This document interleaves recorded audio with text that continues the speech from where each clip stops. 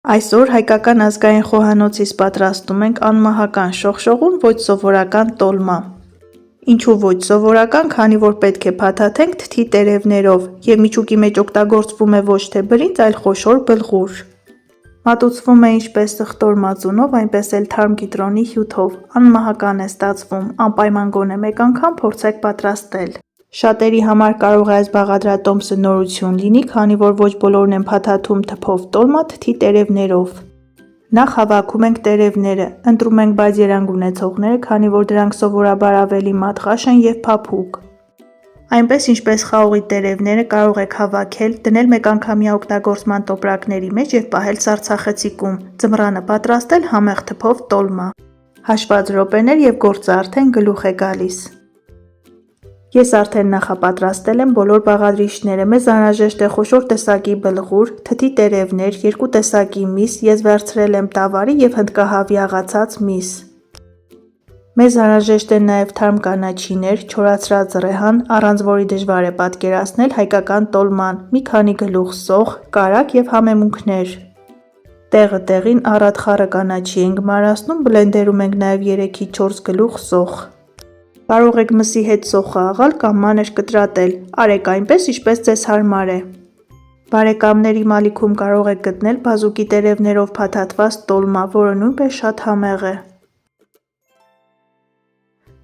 Կօգտագործենք խոշոր բլղուր, որը նախքան միջուկի մեջ լցնելը պարտադիր լվանում ենք։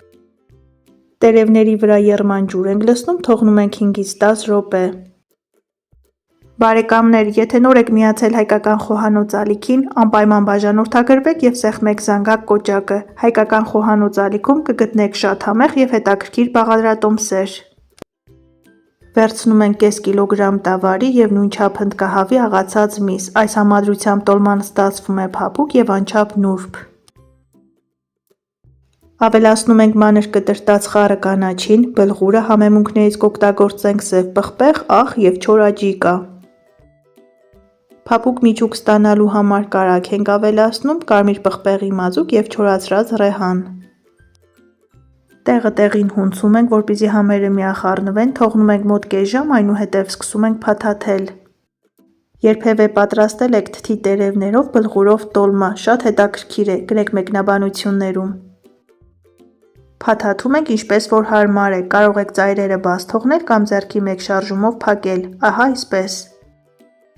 Տոլմա պատրաստելիս ամենաերկարը և ժամանակատարը փաթաթելն է, եթե ունենաք լավ տրամադրվածություն, ապա շատ արագ կվերջացնեք։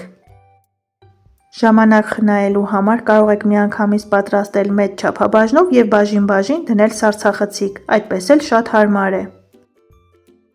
Կաթսայի հատակին մի քանի հատ տերև ենք դնում և այսպես գեղեցիկ շարում ենք։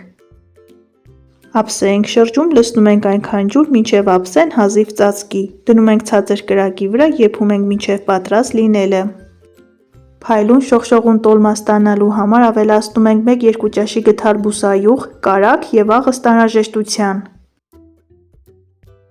Արդյունքում ստացվում է անմահական բույր ունեցող, չկրկնվող համ ունեցող անմահական ընտիր տոլմա, որը մեկ անգամ փորձելուց հետո այն կդառնա ձեր սիրելին։